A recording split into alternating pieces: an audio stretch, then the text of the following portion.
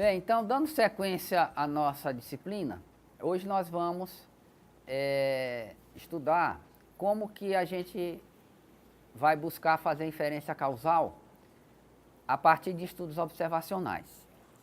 Então, na aula passada nós vimos que a gente interpretar uma medida de associação em um estudo experimental, no qual houve randomização, com amostra grande, onde você não tem perda de segmento, onde você não tem contaminação, ou seja, no estudo experimental ideal, você tem tem muita probabilidade de que você esteja realmente diante de uma medida de efeito causal.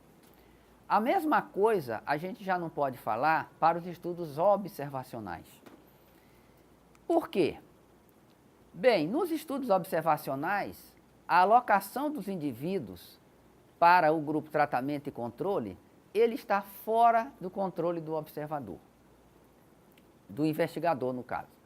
Então, primeiro, só recordando a questão da terminologia, aqui nós vamos usar de forma intercambiante o termo tratamento para se referir à exposição, mesmo em estudos observacionais, e o termo grupo controle para se referir à situação de não exposição, mesmo em se tratando de estudos observacionais.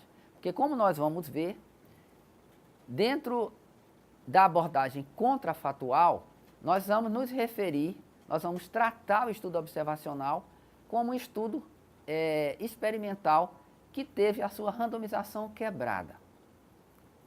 Então, por isso é que nós vamos nos referir ao grupo de exposição como grupo de tratamento e ao grupo de não expostos como grupo controle. Ou seja, usando a mesma terminologia que a gente usa para o estudo experimental para se referir aos estudos observacionais. Então, vocês podem ir logo se acostumando com isso para não estranhar. Ah, o professor está falando de grupo de tratamento, mas na verdade é o grupo de expostos. Pois é, nós vamos tratar isso de forma semelhante, a gente vai já aprofundar um pouco para entender por que isso. Então, a primeira característica do estudo observacional é que a alocação dos indivíduos ela está fora do controle do investigador. Então, o que acontece na vida real? Esses indivíduos eles são socialmente selecionados para pertencer a um determinado grupo ou se autosselecionam. Então, vamos imaginar o indivíduo, ele é fumante. Então, logicamente, quando você está diante de um indivíduo fumante, você tem vários motivos para um indivíduo fumar. Então, existe toda a questão da educação, né?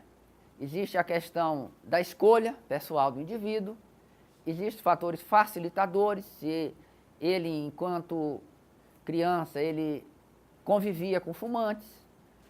Então, é uma série de fatores que vão fazer, em último caso, que o indivíduo, então, seja colocado no grupo de tratamento, ou seja um fumante. E idem para os indivíduos do grupo controle, ou seja, para aqueles indivíduos não fumantes ou não expostos. Então, existe aí uma série de fatores que vão determinar a alocação dos indivíduos ou no grupo de expostos ou no grupo de não expostos.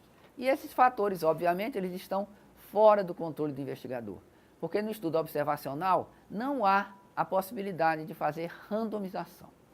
Né? Como nós comentamos, normalmente nós fazemos estudos observacionais para exposições que são potencialmente maléficas ao indivíduo, então isso nos impede de fazer a randomização. Então, por conta que essa alocação ela se dá de forma não aleatória, ou seja, existem vários fatores que determinam esse procedimento de alocação, você vai ter grupos tratamento e controle, ou seja, expostos e não expostos, que vão ter muitas diferenças entre si. E aí esse é exatamente o que a gente chama em epidemiologia do viés de confundimento. Então você vai ter dificuldade para destrinchar essa cadeia de causalidade.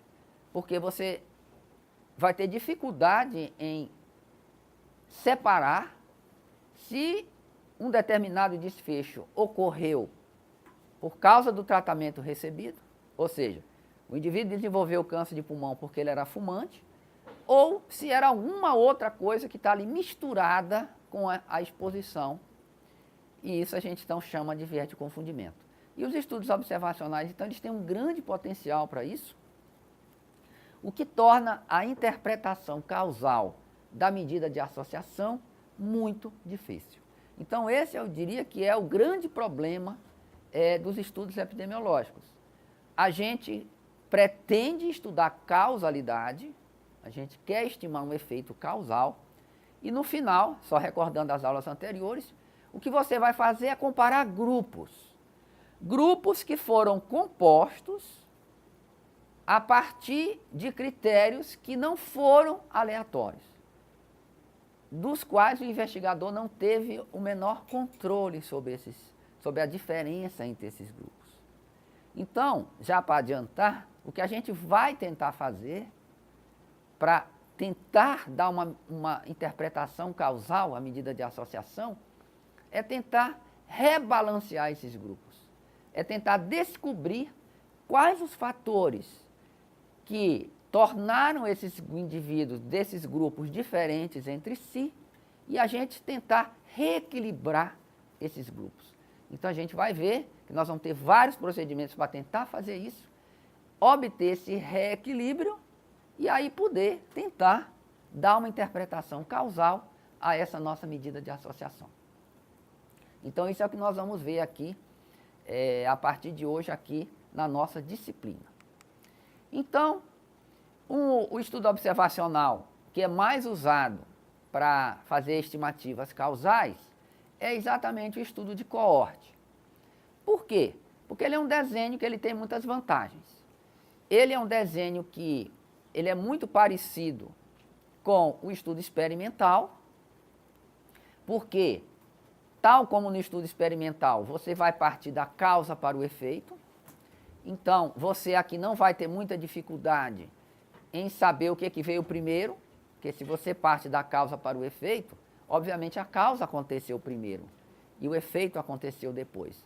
Então, no estudo de coorte, normalmente a gente começa com indivíduos que não têm o desfecho e você, então, separa esses indivíduos, já estão separados em dois grupos. Então, você toma uma amostra para estudo e aí você vai ter, por exemplo, os indivíduos que são fumantes e os indivíduos que não são fumantes. Você vai, então, acompanhar esses grupos ao longo do tempo e observar quantos, por exemplo, desenvolverão ou não câncer de pulmão.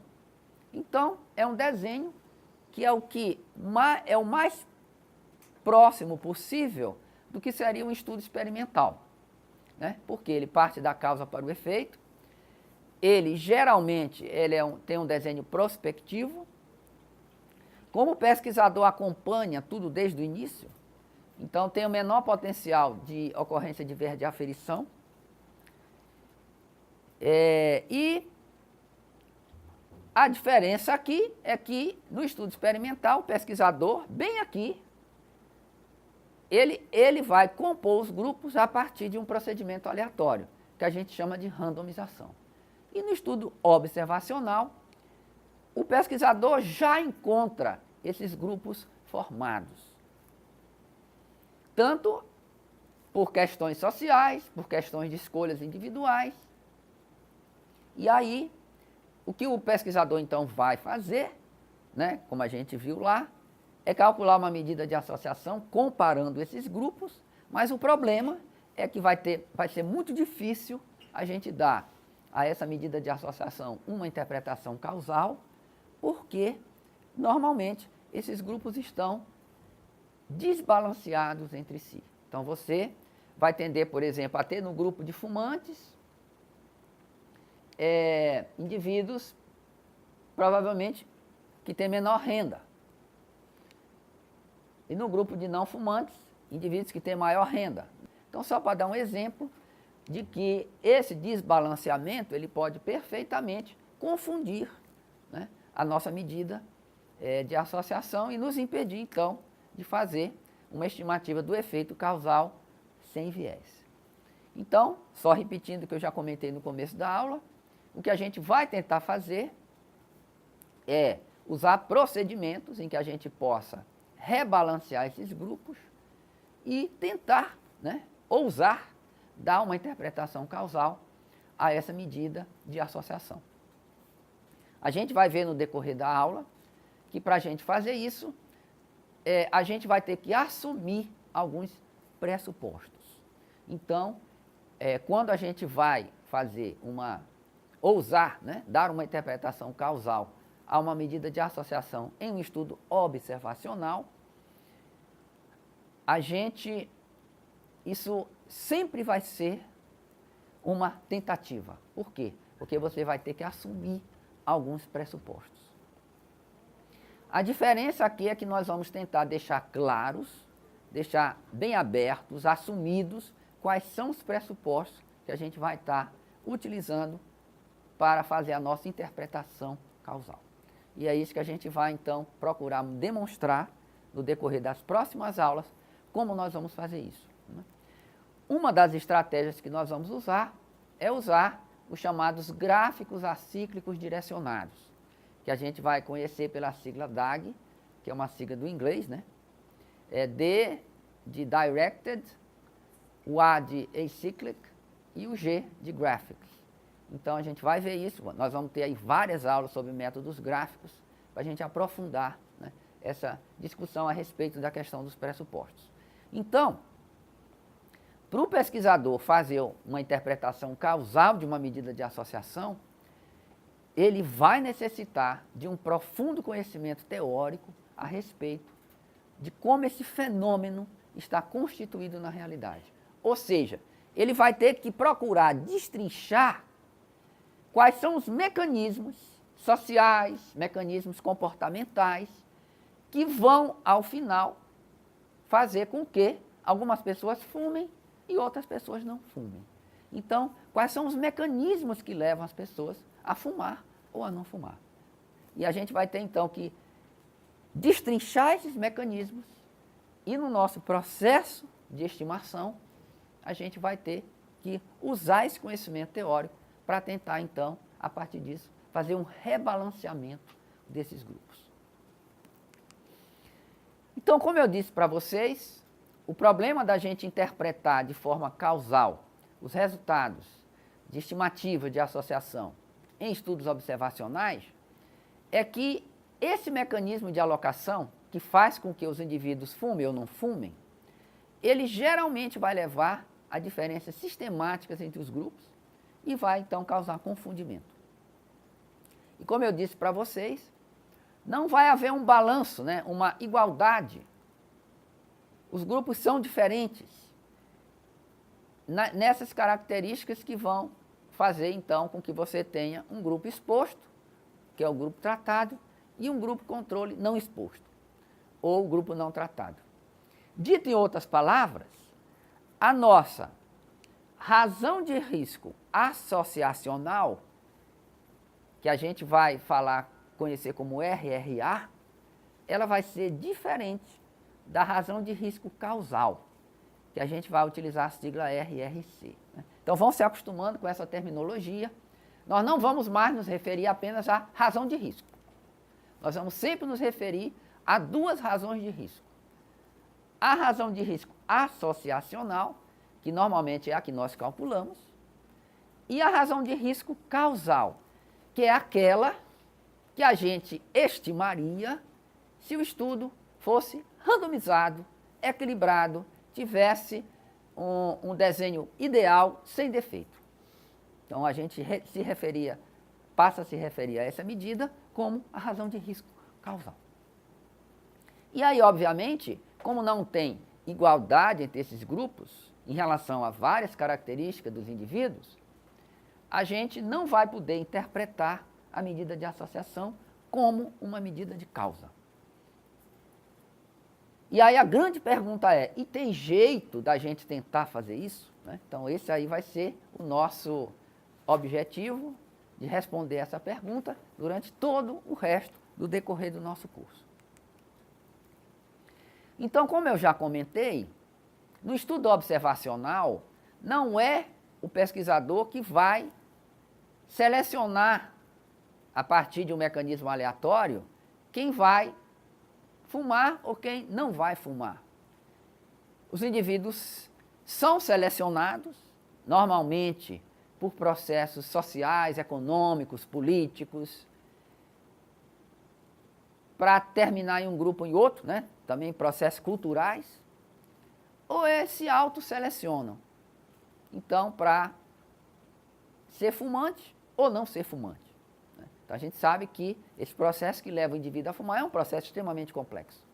E se a gente quiser, né, dar uma interpretação causal à medida de associação, nós vamos ter que destrinchar, tentar compreender esses mecanismos que fazem com que alguns indivíduos fumem e outros não fumem. Né? Então, isso é fundamental entender isso.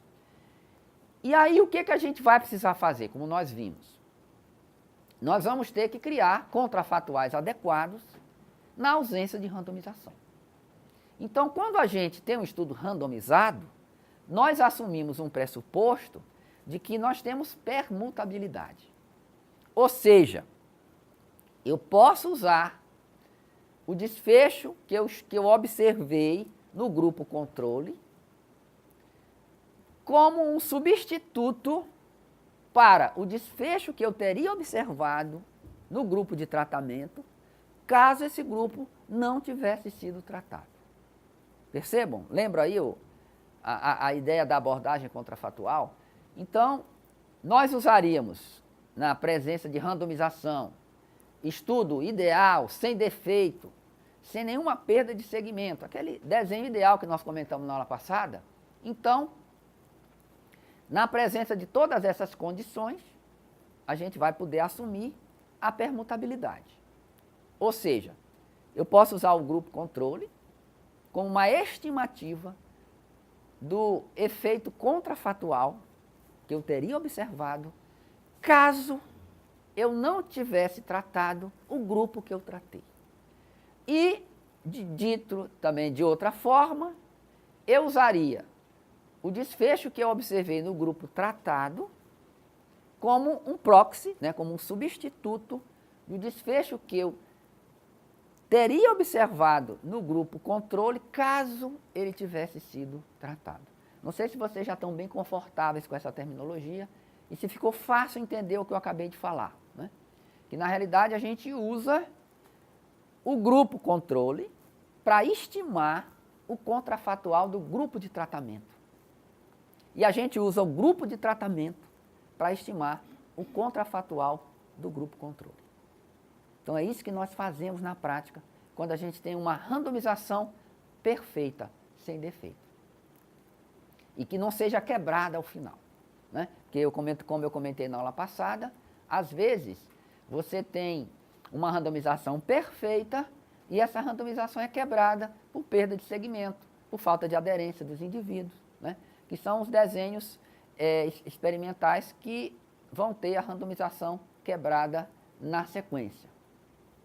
Então, aí também, obviamente, a gente não vai poder dar interpretação causal à medida de associação, né? Já que você vai ter desbalanceamentos que vão ocorrer após a randomização.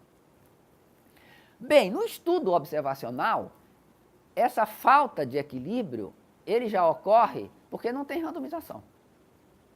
Né? Então, já faz parte, desde o início, essa quebra de randomização. Né?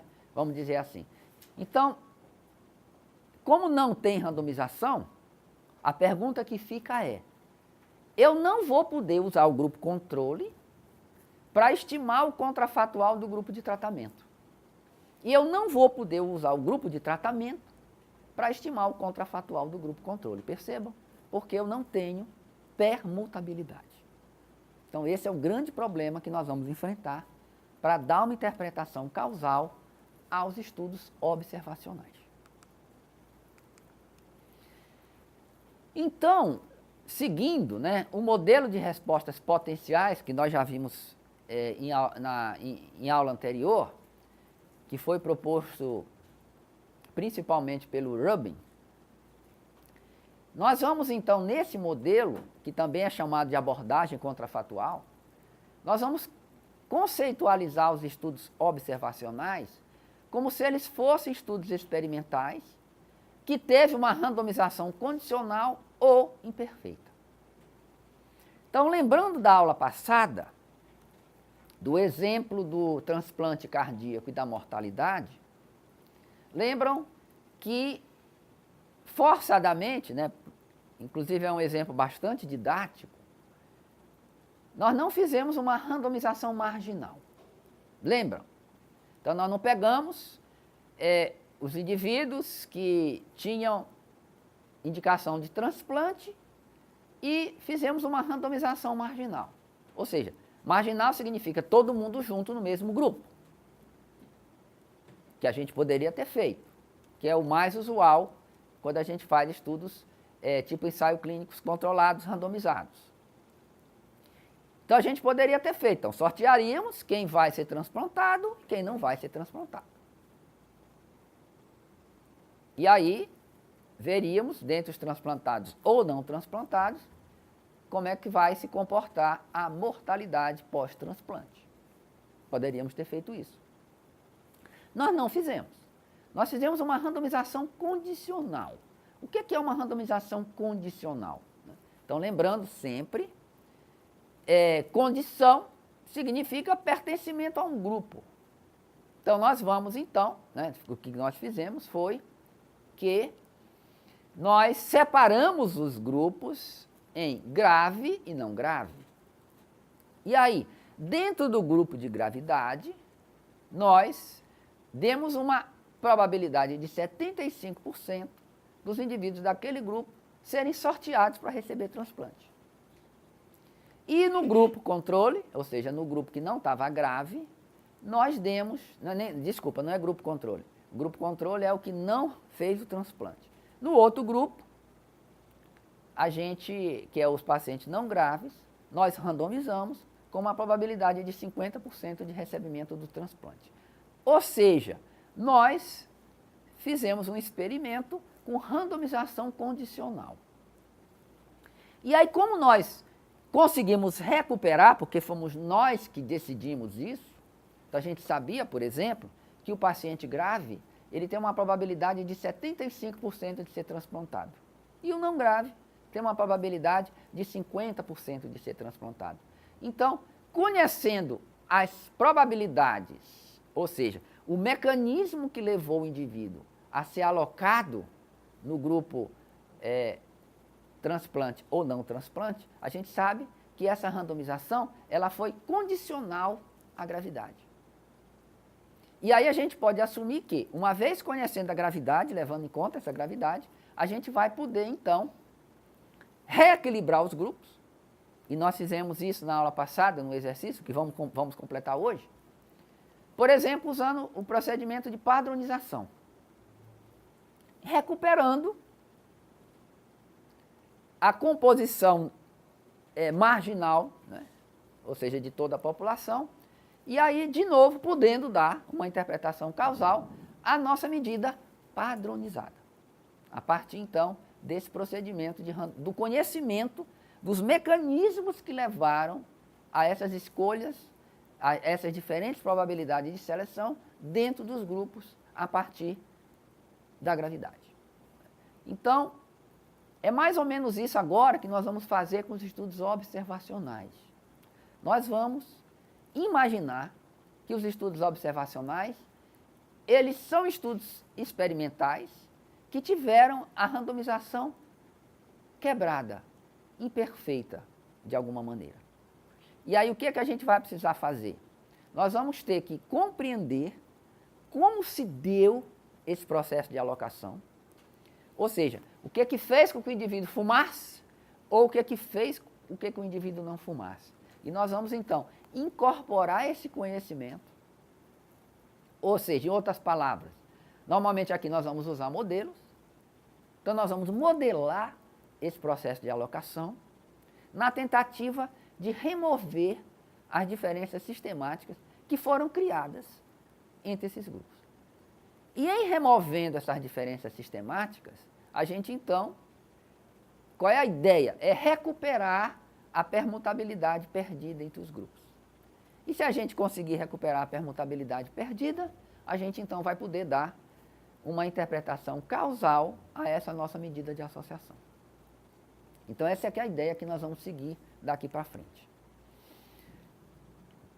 Vou trazer um exemplo, que é um exemplo que não é baseado em dados reais, é um exemplo que eu criei para poder demonstrar a ideia. E nós vamos trabalhar com esse exemplo aqui, que é um exemplo simples, onde vai envolver a variável de exposição, o desfecho, e vai envolver uma variável confundidora. Só para a gente entender qual é a ideia. Então, o que eu queria que vocês pensassem aqui com esse exemplo? Vamos imaginar esse exemplo como sendo semelhante ao exemplo do transplante. Só que aqui vai se tratar de um estudo observacional, né? No transplante, fomos nós que definimos as diferentes probabilidades de seleção dentro dos subgrupos. Aqui, a sociedade, né, os processos sociais, econômicos, culturais, e a própria escolha dos indivíduos, às vezes, né, é que vai definir por que o indivíduo vai terminar em um grupo ou em outro, né, que é o que nós vamos ver aqui nesse exemplo que se segue. Então, vamos imaginar que nós queiramos investigar se a participação no programa de saúde da família, ele melhora a vacinação das crianças. Então, se o programa está sendo efetivo, né, no sentido de melhorar a vacinação das crianças. Então, essa é a nossa pergunta de estudo. Bem, a primeira coisa que a gente poderia fazer era utilizar a razão de risco associacional, que é o que está aqui, ó, que é o que nós calculamos aqui. Então, o que eu fiz aqui? Dividi os indivíduos em dois grupos, eu chamei os que participaram no programa de saúde da família T igual a 1, né? Então eu estou indexando aqui o grupo de tratamento com a letra T, né? Já usando, como eu demonstrei no começo da aula, usando de forma intercambiante exposição e tratamento, né? Aqui faz até mais sentido a gente usar o tratamento, porque participar em um programa não deixa de ser uma forma de tratamento, não deixa de ser uma forma de intervenção. Então não é apenas uma exposição, né? Então o exemplo aqui é bem interessante para demonstrar isso. E eu chamei de T igual a 0 aqueles indivíduos que estariam no grupo controle, ou seja, indivíduos que não estão recebendo essa intervenção, que é participação no programa de saúde da família. E aí, como variável desfecho, eu estimei os percentuais de vacinação incompleta no primeiro ano de vida. Então, só para entender a nossa variável desfecho, eu considerei vacinação completa se a criança realizou todas as vacinas preconizadas pelo Programa Nacional de Imunizações no primeiro ano de vida. Se ela, pelo menos uma vacina do esquema, ela deixou de tomar, eu já categorizei essa criança como tendo recebido vacinação incompleta. Então, claro, pode não ser a melhor forma de enxergar, né? Mas nós estamos trabalhando aqui para simplificar, como eu disse desde o começo, sempre com variáveis dicotômicas. Porque, lógico, todos esses procedimentos podem ser estendidos a variáveis com mais de 2 níveis, a variáveis contínuas, mas isso vai complexificar, obviamente, tanto o nosso arcabouço teórico, ele complexifica, como vai complexificar depois os métodos que nós vamos usar para tentar recuperar essa permutabilidade perdida entre os grupos. Então, nós vamos, aqui no curso, né, nos limitar aos casos mais simples, né? A ideia é que vocês compreendam esses conceitos, né, fundamentais aí, que estão por trás da abordagem contrafatual, que estão por trás do uso de métodos gráficos em causalidade, para que a gente comece a aplicar esses procedimentos, né? Claro, como eu disse para vocês, nós vamos ver aqui, nós vamos tocar a superfície dessa área que é extremamente vasta, nos limitando aqui tanto a tratamento, quanto exposições dicotômicas e confundidores também dicotômicos. Muito bem, então, o que a gente olha aqui? Dentre as crianças que participaram do PSF, 40% tinham a vacinação incompleta. E das que não participaram, 20% tinham vacinação incompleta. Então, se a gente fosse interpretar de forma causal esta medida de associação, qual seria a nossa conclusão? A conclusão seria o quê? Que a participação no PSF, ela é prejudicial para as crianças, porque participar do programa faz com que a vacinação incompleta dobre em termos percentuais. Então, ao invés da criança ter apenas 20% de vacina incompleta, né? Se bem que eu não sei nem se a gente pode falar apenas para 20% incompleta, esse percentual dobra para 40%. Então, a conclusão seria que esse programa é uma bela porcaria, porque a criança que participa dele vai ser menos vacinada do que a criança que não participa dele. Né? Então, obviamente, nenhum epidemiologista, nem sequer um aluno de saúde coletiva, daria essa interpretação causal. Né? Tenho certeza que nenhum de vocês daria essa interpretação causal. Por quê? Porque esses grupos são permutáveis entre si. Né? Para a gente assumir que a gente vai dar uma interpretação causal a uma medida de associação, a gente vai ver daqui a pouco, sistematizar isso. O primeiro pressuposto é que eu tenho que ter permutabilidade entre os grupos. Então, se a gente fizesse uma randomização, um experimento com randomização, então, imaginemos que a gente então iria lá, chegar numa determinada população, sortear indivíduos que iriam participar do PSF e outros indivíduos que não iriam participar do PSF. Então, se o nosso procedimento de randomização não fosse quebrado na sequência, a gente poderia dar uma interpretação causal a essa medida de associação. Né? Infelizmente, é completamente inviável em termos éticos a gente fazer randomização para um programa de intervenção em saúde pública que a gente já sabe que ele funciona. Né? Pelo menos para muitas outras coisas ele funciona. Talvez a gente tenha dúvida se ele funciona para vacinação, porque essa é a nossa pergunta de estudo aqui. Então, nós não podemos randomizar. E outra coisa, como é que eu poderia negar o atendimento, né, de forma consciente, randomizando a um determinado grupo na população? Né? Então, e quem disse que a população aceitaria ser sorteada para não ter atendimento de saúde no PSF? Então, vejam que não há possibilidade de randomizar, mesmo em se tratando de uma intervenção. Né? Não estamos aqui falando de uma exposição típica. Aqui é uma intervenção com um programa de saúde, né? Especialmente voltado aí para a questão da atenção primária ou atenção básica. Então, vejam, não podemos dar uma interpretação causal a essa medida de associação, porque não houve randomização, é um estudo observacional, aqui é um estudo de coorte, e eu já sei que eu não tenho permutabilidade entre os grupos. Essa é a minha conclusão. Então, o que a gente faria? Né?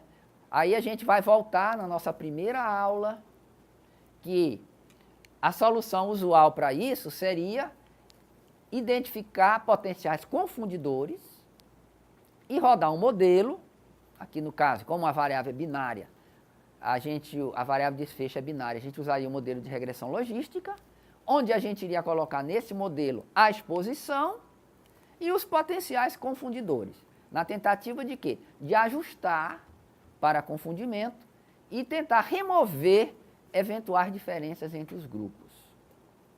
Nós vamos ver que essa é uma solução que pode funcionar em algumas vezes e pode não funcionar em outras vezes.